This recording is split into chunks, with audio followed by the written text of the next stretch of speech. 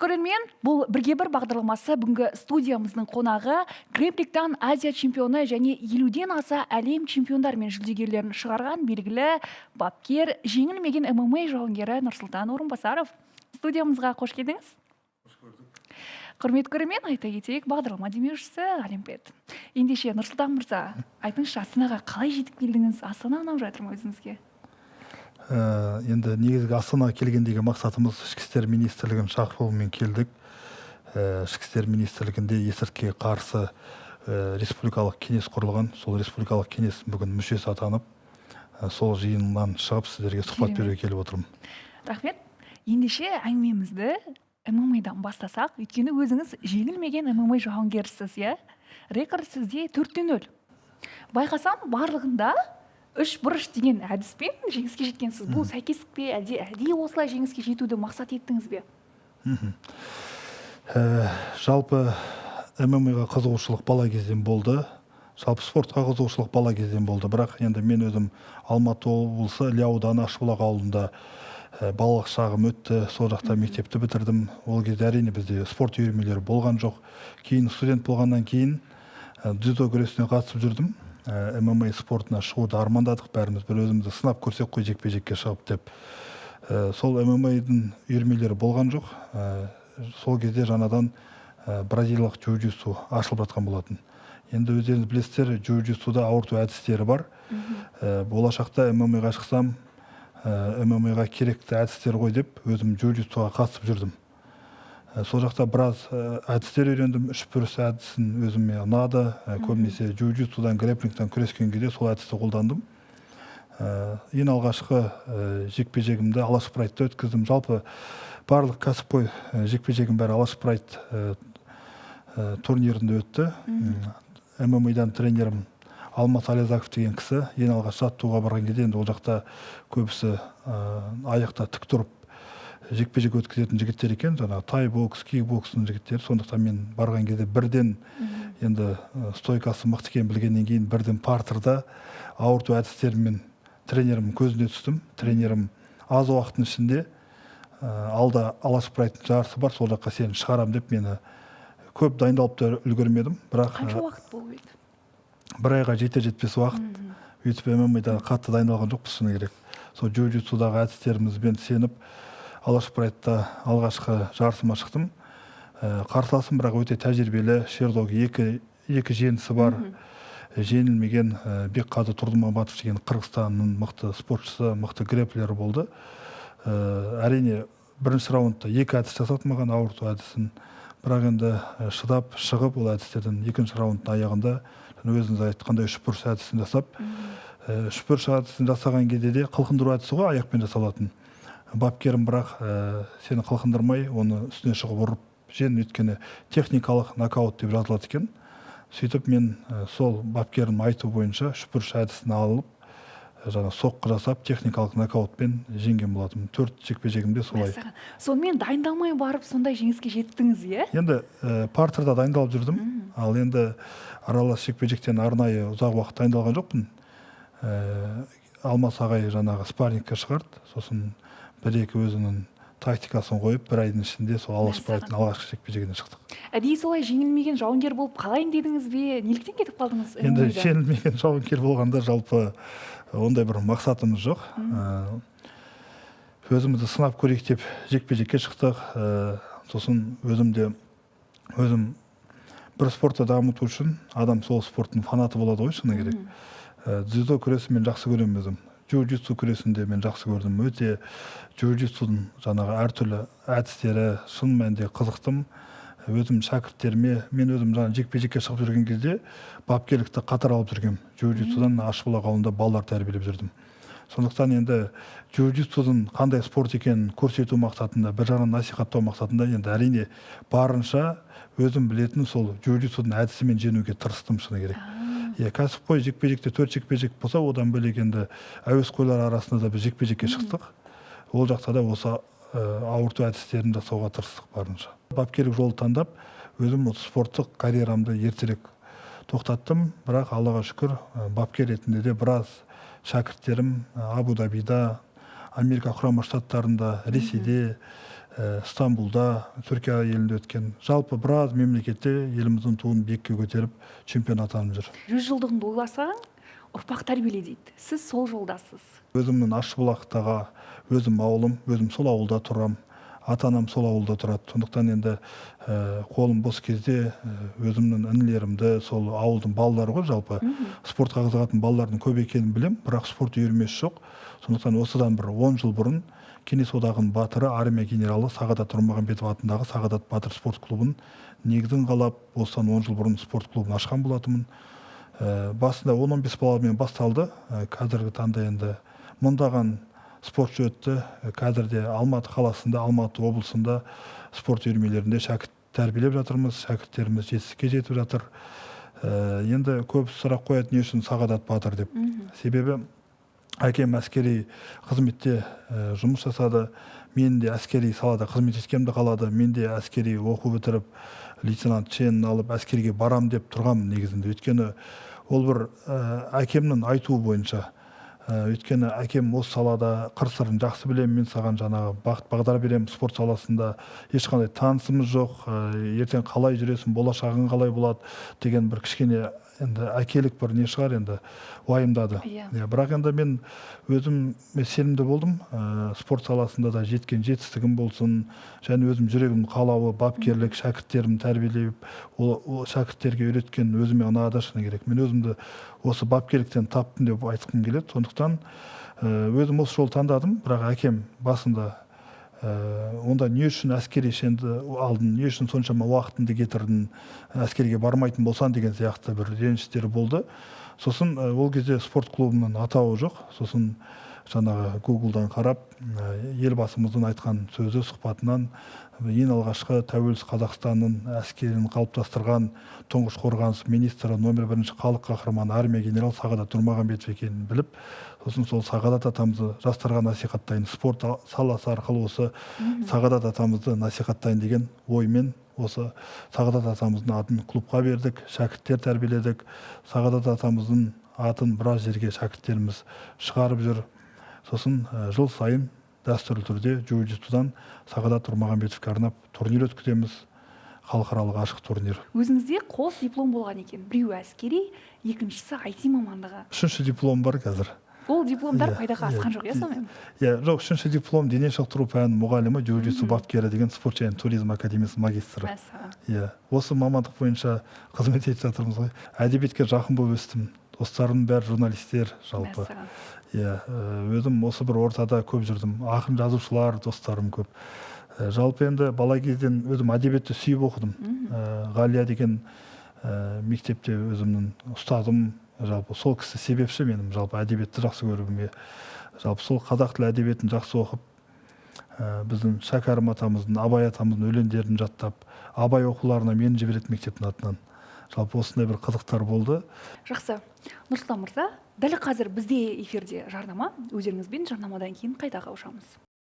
Сонымен ары қарай бағдарламамызды жалғастырамыз. Бұл бірге бір бағдарламасы.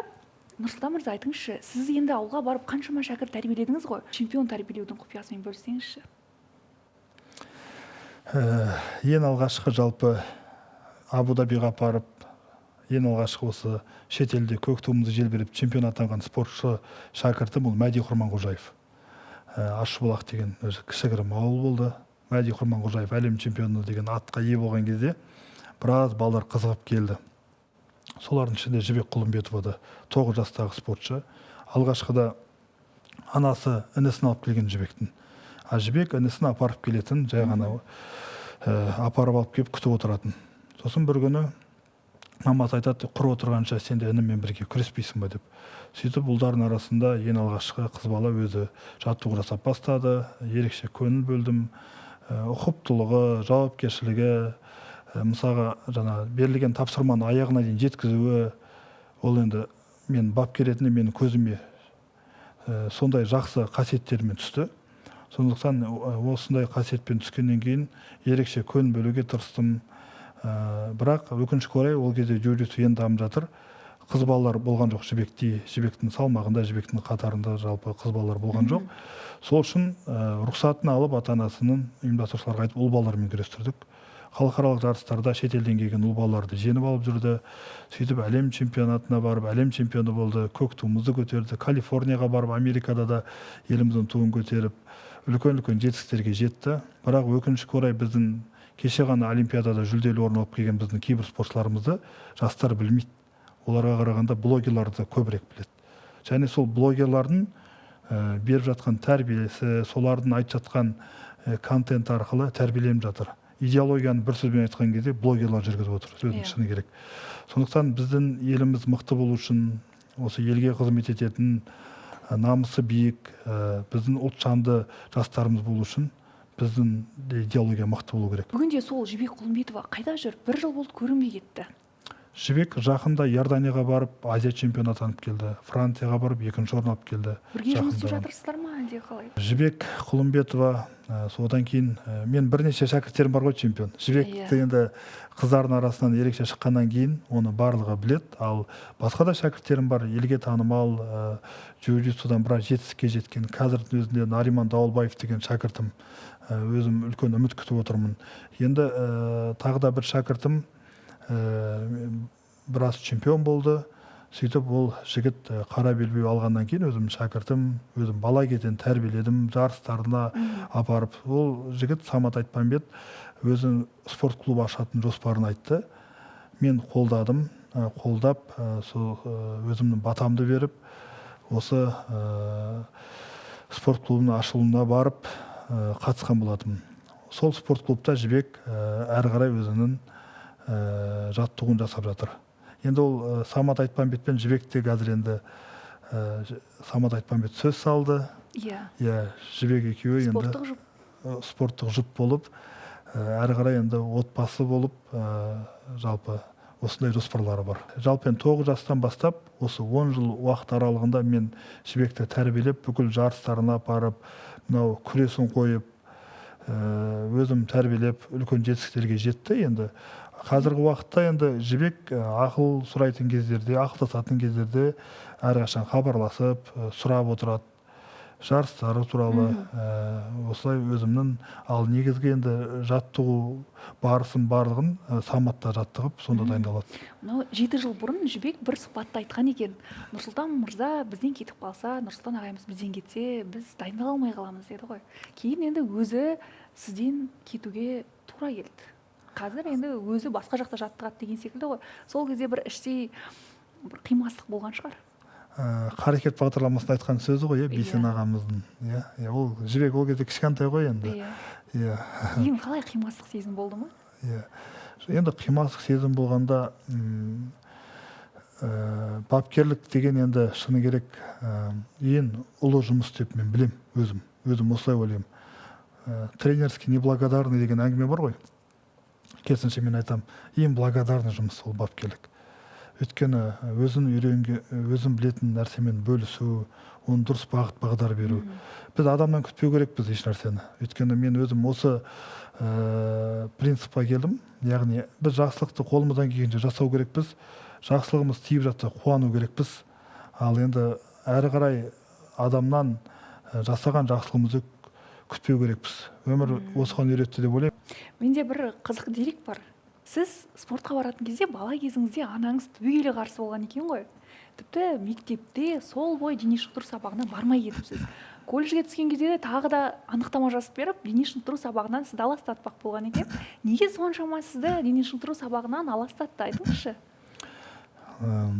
Енді оның өзінің бір себептері бар. Енді мен дүниеге келгенде мен 7 айлықта дүниеге келгенмін. Әлсіздеу болғанмын деген сияқты. Енді анам қатты мен үшін уайымдаған ғой бала кезде. Сондықтан жаңағы дене шынықтыру, енді ол кезде қалай керісінше спортпен айналысса бала шымырланып мықты болады ғой. Бірақ ол кісілер енді дене шынықтыру қазір көп нагрузка алып қалар, денсаулығына зиян болар деген сияқты. Енді сондай оймен, өйткені ол кісілер спорттан алыс адамдар. Аналық енді махаббаты шығар, енді сөйтіп спорттан шектейді, дене шынықтырудан. Бірақ мен енді тығылып барып бүкіл ауылдың балдарымен үстімде жаңағы мектеп формасымен күресіп шығатым. Күресіп, бүкіл шараларға баруға тырысып, бірақ енді оны үйдегілерге білдіртпей. Одан кейін колледжға түстім. Жаңағы анықтама қағазын апарып берді, мен оны апармадым. тағы да, иә? Иә. Бірақ ол жақта мен кәдімгідей дене шынықтыруға қатысып, адамды бір нәрседен тиятын болса, адам оған қызығушылығы арта түсетін сияқты. Иә. Бүкіл қол күрестен де, жүгіруден де қандай жарыс бар, барлық жарысқа мен қатысып жүрдім колледждер арасында. Отбасыңызбен спорттастар ғой тіпті. Иә, солай болдық. Енді сонымен жалпы Алаш Прайдтың ең алғашқы жарысына да мен ата-анам білген жоқ. Ең алғашқы жарысына мен досым бар, өзім группаласым. Соның үйіне кеттім деп кететімін, бірақ оның үйіне бармай Қаскелеңге Алаш Прайдтың турнирына барып, жаңа қырғыздармен жекпе-жекке шығатынмын.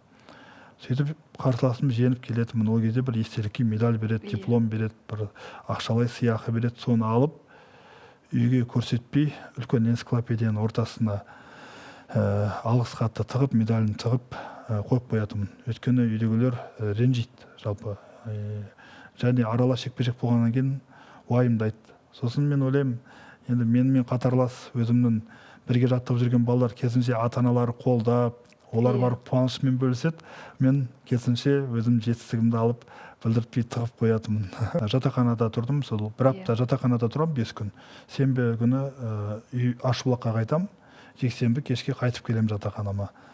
Сондай уақыт болатын. Сол кезде жаңа бір аптаға деп, енді тамаққа деп берген ақшаны мен оны үнемдеп, керісінше сол ол кезде джиу-джитсу емес, дзюдо үйірмесіне, достық спорт үйірмесіне барып, кешеніне барып, дзюдо үйірмесіне қатысып, сол жақта жаңағы қателеспесем, ол кезде 8.000 теңге соны төлеп дзюдоға қатысқан. Тамақ жемей, жаяу барып десеңіз. Енді ол кезде жаспыз ғой, иә.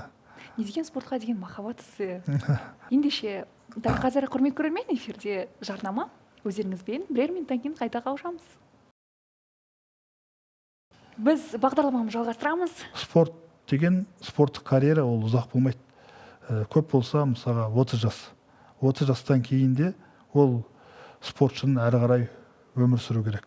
Спорттық карьерасы тоқтайды. Тоқтағаннан кейін әрі қарай өмір сүру үшін оған білім керек, оған тәжірибе керек, ол қоғамға жақын болу керек. Сондықтан да тек қана спорт деп бағытын бір бағытта ұстау дұрыс емес деп ойлаймын. Сондықтан да қазір 21 ғасыр ғой.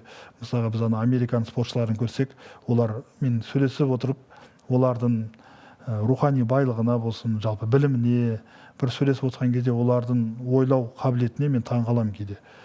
Кәдімгідей чемпиондар кітап оқиды өздерімен бірге алып жүріп. Сондықтан біз де осы кітап оқуды жастардың арасында тренд қылу керекпіз. Ерте тұру, таңғы жаттығу, зиянды заттар емес, керісінше салауатты өмір салтын біз сәнге, трендке айналдыру керекпіз ғой. Иә. Өзіңіз соңғы уақытта қандай кітапты оқып бітірдіңіз? Соңғы уақытта біздің менің жалпы бірнеше кітаптар оқып жатырмын қазір. Санжар Керімбай ағамыздың кітабын маған Өзбекәлі Жәнібек туралы кітапты сыйлаған болатын. Сол кітапты оқып жатырмын. Және үнемі бір әдетім поэзия көп оқимын. Шәкәрімді, Абай атамыздың өлеңдерін көп оқимын. Жарасқан Әбдірашевтің поэзиясын оқимын. Мұқағали. Оны мен кезінде оқып тастасам да қайталап оқитын әдетім бар. Өйткені мен кәдімгідей демаламын солай. Поэзия оқып демалатын әдетім бар. Поэзия оқымайсыз ба? Қандай оқиын? Кез келген, өзіңіз жаңа айттыңыз ғой, демалам дедіңіз ғой. Бір демалғанда... Шаршап келдім ғой как раз. Иә, қазір. Демалайын онда отырып. Өзіңіз соны айтып, әрі демалып, көрерменге, қалың көрерменге арнап жіберсеңіз болады. Қандай поэзия айтсаңызшы, осылай деп сіз? Мен айтайын ба, рухты жастарды жігерлендіретін поэзия. Өзіңіз ақынсыз ғой. Айтатын Бұлғақовтың батасын алғансыз. Ақын емеспін енді. Мүшәйраларға қатысып, Айтақын Бұлғақовтың батасын алған екенсіз. Бір поэзия дедіңіз ғой, мен құр өлең оқымай қазір сізге бір Шәкәрім атамыздың бір осы менің бапкерлік жолдағы Шәкәрім атамыздың және Абай атамыздың бір нақты ұстанатын ұстанымы бар. Оның ішінде Шәкәрім атамыздың бір керемет өлеңі бар. Ынсап, рахым, ар, ұят, сабыр, сақтық. Бұл жақта Шәкәрім атамыз мінездерді айтып отыр. Ынсап, рахым, ар, ұят, сабыр, сақтық. Талапқа 6 түрлі нұқта тақтық. Осы 6 түрлі мінезді талапқа тақтық. Алтауының ішінен ынсап әділ, өзгенің тізгінін соған ұстаттық дейді. ең әділі ынсап дейді осының ішінде. Барлық мінезі сабыр, ар ұят, намыс барлығын алып ынсапқа ұстаттық дейді тізгінді. Енді ойлаймыз ғой, ынсап деген сонда қандай мінез деп. Сол өлеңде әрбір мінезді тәрбиелеп талдап шығады. Сабыр деген әрқашан шыдамдылық, қатты керек адамға ол бір қылық, сақтық деген әрқашан байқап жүрмек деп талдап келіп, ынсап деген кем қалмау, әр аспау дейді. Көрдіңіз бе? Осы нәрсе біздің спортшыларға өте керек нәрсе. Ынсап деген кем қалмау, әр аспау. Мен мықтымын, мен қара белбеумен, мен әлем чемпионмын деп өзін биік санау, ол дұрыс емес, ол ынсабынан айырылу. Немесе менің қарсыласым 10 дүркін әлем чемпионы екен, мен әлі әлем чемпионы болмадым, бұл менен мықты ғой деп өзімді мен біреуден төмен санау, ол да ынсапсыздық. Сондықтан ынсап деген осы былай айтқан кезде баланс қой. Ынсабынан айырылған адам арынан айырылады, ынсабынан айырылған адам намыстан айырылады, ынсабынан айырылған адам сабырынан айырылады. Бұл шәкәрім атамыз өлеңі. Ынсап, рахым, арият болмаған жан анық төмен болмай ма хайуанын, өлген артық дүниені бұлғағаннан дейді. Сондықтан жалпы осындай Абай атамыздың анау қарапайым өлеңі ғой, былай айтқан кезде. Кезінде мектепте оқып жүрген кезде жатқа айтатынбыз: ғылым таппай мақтанба, орын таппай баптанба, құмарланып шаттанба. Былай бәрім жатқа білеміз, бірақ соның мағынасына үніліп қарамағанбыз ғой, былай айтқан кезде. Сонда мен шәкірттеріме айтам, ғылым таппай мақтанба деп отырды Абай атамыз. Түсіндіңіз ғой? Бір әдемі көлік алдым деп мақтанамыз. Бір медаль алдық, КМС болдық, мысалға айтам да. Абай атамыз анау планканы қалай жоғары қойып тастаған. Ғылым таппасан мақтанба дейді. Ғылым таппай мақтанба, құмарланып шаттанба. Мысалға, сондықтан да осы Абай атамыздың осы өлеңнің өзінің әрбір жолы бұл дайын тұрған ол тәрбие ғой, былай айтқан кезде. Сондықтан біздің мақсат тек қана қолды ауырту, қылқындыру әдістерін үйретіп, тек күресті үйрету ғана емес. Біздің мақсат дұрыс адам тәрбиелеу, дұрыс шәкірт тәрбиелеу, ұрпақ тәрбиелеу. Осы дұрыс жастардың елге адал қызмет ететін біздің жастардың көп болуына өзіміздің бапкер ретінде үлес қосу. Ол біздің, мен осылай жауапкершілікті түсінемін. Әрбір бапкер өз үлесін қосуға тиісті деп ойлаймын. Ал енді тағы да бір үлкен мәселе, өткенде ғана бір шәкіртіміз Америка құрама штатына, Калифорнияға барып жаттығу жасап келді бір ай. Сол жаққа барып үлкен жетістікке жетіп келді. Сол кезде сенесіз ба, таңғы сағат 6-да джиу-джитсу залында 150 бала жаттығады. Барып келгендерден сұрасаңыз айтады сізге. Таңғы сағат 6-да. Мен де қазір таңғы сағат 7-де жаттығу бастадым, таңғы жаттығу. Болды, келеміз ертең деп 15 бала шығады, бірақ келесі күні 2 бала, 3 бала келеді, қалғандар 9-дарда ұйықтап қалыппын деген әңгімелерін жазады. Жалпы дамыған мемлекеттерді қарасаңыз, өткенде ғана біздің Алматы облысы мәслихат төрағасы Қуат Сұлтанұлы Қытайға барып келді. Бір қаласында бүкіл Қазақстан тұрады 20 миллион халық. Кешкісін мүлде халық тұрмайтын сияқты тым-тырыс, таңертең ерте бәрі тіршілігін істеп, қыз-қыз қайнап жатады. Қыз-қыз қайнап жатады, дұрыс айтасыз. Енді біз еліміздің дамығанын қалаймыз. Сондықтан да жастарды әсіресе ерте тұрып, таңғы жаттығу жасап, зиянды заттардан алыс болу үшін чемпиондық рух жобасында біз осы бастаманы бастап, таңғы жаттығулар жасап жатырмыз. Себебі қазір біздің бауырларымыз бар, осы Алматы қаласында тауға шығып, ерте бұлаққа түсіп, таудың бір керемет таңертең таудың бір керемет көрінісін көріп, шабыттанып қайтады.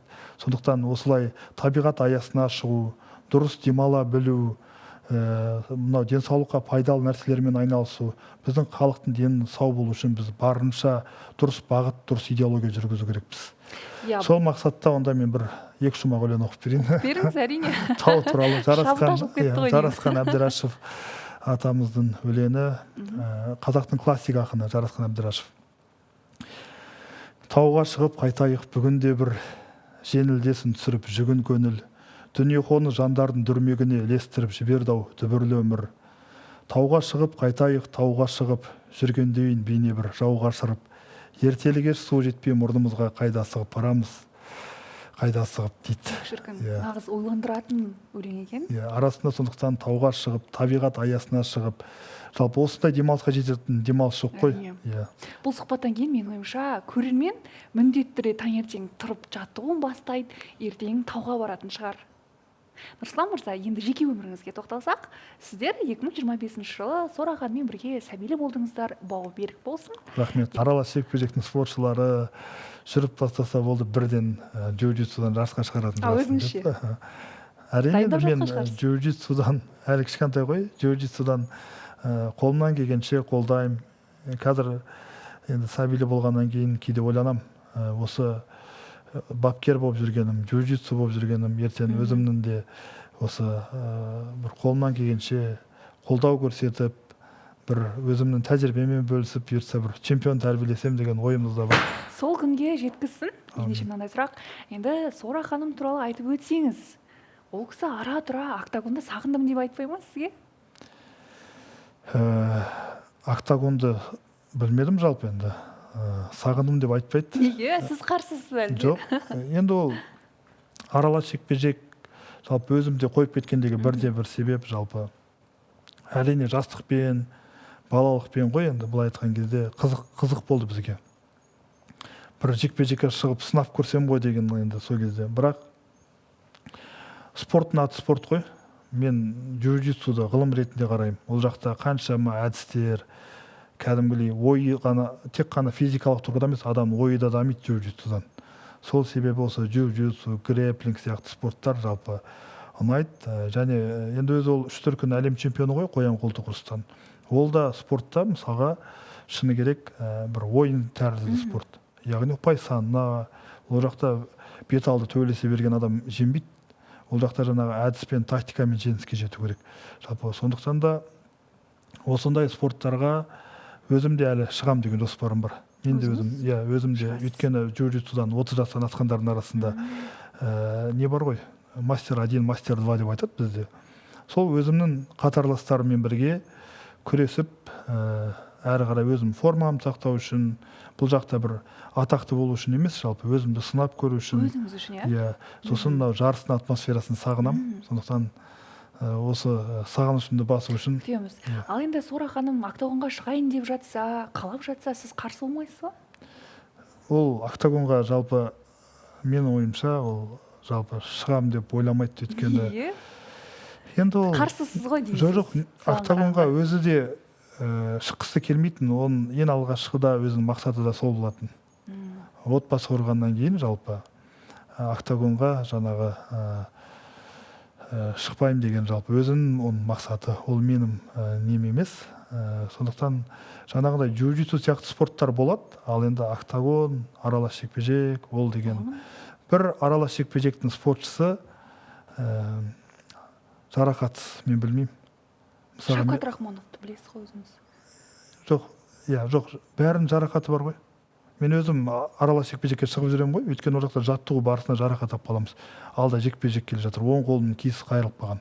Енді біз жекпе-жекті атменен жасамаймыз, шығамыз. Октагонға шығып жүргендердің жарысы, кеше Азат Мақсым өзі тізесінде қандай травма бар. Шавкаттың өзі соңғы жекпе-жегінде связкасы үзіліп кетсе де мысалға жекпе-жекке шығып жатыр. Тәуекелге барады. Сондықтан ол аралас жекпе-жек деген ол былай басқа спорттармен қарағанда ол өте қатты қиын спорт. Ол жақта деген стойкада дайындық керек, күресте дайындық керек, физикалық дайындық керек, функционалкалық дайындық керек. Әрбір қарсылас біреусі күрестен мықты, біреусі стойкадан мықты, әрқайсысына тактика құрылу керек. Және жаңағындай жарақат болған кезде келесі жекпе-жекке дейін жазып үлгермейді. Сондықтан жарақатпен тәуекелге барып жекпе-жекке шығып жатады. Ал сол өзіңіздің Шавкат сізге қайнаға болып келе ме, қалай? Енді Сараның ағасы болғаннан кейін қайнаға болып келеді, жол үлкен. Қайнағаңыздың мықтылығы неде болып тұр, Шавкат Рахмоновтың? Сіз енді жақын араласасыздар. Өзіңіз байқаған мықтылығын айта аласыз ба? Ең біріншіден өзінің енді мынау бойцовский характер дей ма, жалпы мынау аралас жекпе-жек жауынгерлік бір тән характер мінездің болуы, әрбір жекпе-жекті соңына дейін жаңағы өзінің әдістерін жасап, біріншіден сол, екіншіден енді ар жағында Дартим деген үлкен команда бар, ол жақтан Шавкат бар, Асу бар, тағы да қаншама мықты спортшылар шығып жатыр. Бұның барлығы сол команданың да ар жағында үлкен жұмысы бар. Ол жақта бас бапкер Эдуард деген Ол жақта ол да құратын арнайы тактика, жасайтын анализдар. Өйткені кез келген спортшының ар жағында үлкен команда тұрады. Енді сол сіз күйеу бала болады деген кезде қалай қабылдады? Әлде бір-біріңізді бұрыннан білдіңіздер ме? Мен Дартимда тренер болдым ғой. Дартимда барлық спортшыларға осы ауырту әдістерін бойынша, грэпплинг бойынша мен тренер болдым. Аптасына 2 рет мен барлық спортшыларға грэпплингтан әдістер үйретіп, тәжірибемен Соның бөлістім. ішінде Шафкат та бар, иә? Шафкат та бар, Сара да бар, Асу да бар, бәрі. Сөйтіп жүріп, шәкіртім деп жүріп, Сора ханымға үйреніп алдыңыз. Енді таныстық, одан кейін мен бапкерлікті қойдым, себебі енді мен Алматы облыстық мәслихат депутатымын. Депутат болғаннан кейін тек қана спорт емес, қоғамдық жұмыстар бар. Және біздің бақылау керек, үлкен ғимараттар бар, мемлекеттің қаржысына салып жатқан. Олардың дұрыс салынып жатыр ма, уақытылы салынып жатыр ма жоспар бойынша. Соларға егер жоспар бойынша салынбай жатырса, арнайы жасайтын біздің жұмыстарымыз бар. Соның барлығына уақыт керек, сондықтан бапкерліктен мен ол жақта бапкер болмай әрі қарай өзімнің қоғамдық жұмыстарымды жалғастырдым. Одан кейін сол Сарамен таныстығымыз жалғасып, сөйлесіп. Өзіңіз ғашық еттіңіз ол кісіні? Қиын болған шығар. Енді ол сезім туралы оны бөлек айтып берейін сізге. Айтпайсыз ба? Жақсы, енді Сора ханымның бір өзіңіз ұнататын қасиетін айтыңызшы. Көп қой. Көз тиіп кетпесін айтпаймын. Жақсы. Көп, Махаббаттарыңыз баянды болсын, бақытты болыңыздар. Рахмет. Осындай әдемі болып, қуаныш жаңалықтарыңызбен бөлісе беріңіздер. Рахмет көп. Көп рахмет сізге, Нұрсұлтан мырза. Чемпиондық рух туралы сұраңыз менен. Соңғы сұрақ болсын онда, иә? Чемпиондық рух туралы айтып беріңізші онда. Иә, жалпы енді бапкер болып жүргеннен кейін қаншама мәселелерді көріп жатырмыз ғой. Бағана айтып жатырмыз, спорт идеология, жастардың осындай әртүрлі мынау Инстаграмда жұлдыз болып жүрген адамдардың еліктеуі, жастардың жалпы. Ал бірақ өкінішке орай біздің мықты спортшыларымызды жастарымыз танымай қалып жатыр. Сіздерге үлкен рахмет, осылай бағдарламаға шақырып сұхбат аласыздар, оның да бір әсері бар, дұрыс қой. Басқа да қоғамдық жұмыстарға барынша тарту керекпіз. Ол чемпион спортшы, мүмкін ол блогер бола алмауы мүмкін, ол контент жүргізе алмауы мүмкін, бірақ біз мынау әкімшілік болсын, бір саяси жаңағы бір қызметкерлер болсын, дұрыс бағыт бағдар беріп, біз жастарға бүгінгі күннің батыры кімдер дегенде біздің чемпиондар, біздің нағыз туымызды көтеріп жүрген спортшылар деп біз көрсету керекпіз. Осы бағытта чемпиондық рух жобасын мен ұсындым. Бұл өзіңіздің жобаңыз, идеяңыз, иә? Жоқ, бұл Аманат партиясының жастар рухы, жастар қанатының жобасы. Мен осы чемпиондық рух жобасының амбассадорымын. Мен үнемі осы мәселені көтеріп жүрдім. Спорт идеология, спортты біз тек қана чемпион тәрбиелеу мақсатында емес, жастарды тәрбиелеу мақсатында қолданайық деген мәселені айтып жүрдім. Осы жоба іске асып, міне қазір көптеген жерлерде, көптеген аймақтарда, республика бойынша өз жұмысын жасап жатыр. Аманат партиясы, жастар рухы, жастар қанаты осы спортшыларға көңіл бөліп, өйткені мен депутат ретінде көп ауылдарға барсақ, ренжеулі ата-ананы көреміз. Баламыз осындай жарыста чемпион болып келіп еді, әкімшіліктен бірде-бір алғыс хат болған жоқ, немесе мүлде бір құттықтау болған жоқ деген сияқты. Енді чемпиондық рух жобасы аясында осындай өңірдегі спортшыларымызды сұхбаттарға шақырып, кездесулерге шақырып, таңғы жаттығуларға шақырып, жаңағындай бір марапаттар жасап, оларды насихаттап, елдің алдына шығарып, чемпиондық рух жобасы аясында біз нағыз чемпиондарымызды, еліміздің нағыз патриоттарын әрі қарай насихаттайтын боламыз. Соларды насихаттау арқылы жастарды спортқа қызықтырып, салауатты өмір салтын ұстануға тәрбиелейтін боламыз қолымыздан келгенше. Керемет, Нұрсұлтан мырза, арнайы бізге уақытыңыз бөліп сұхбат бергеніңізге алғыс білдіреміз. Және қуанышты жаңалықтар күтеміз өзіңізден. Құрметті көрермен, осымен бүгінгі шығарылымды аяқтаймыз. Айта кетейік, бағдарлама демеушісі Олимпет келесі шығарылымда өздеріңізбен қайта кездескенше.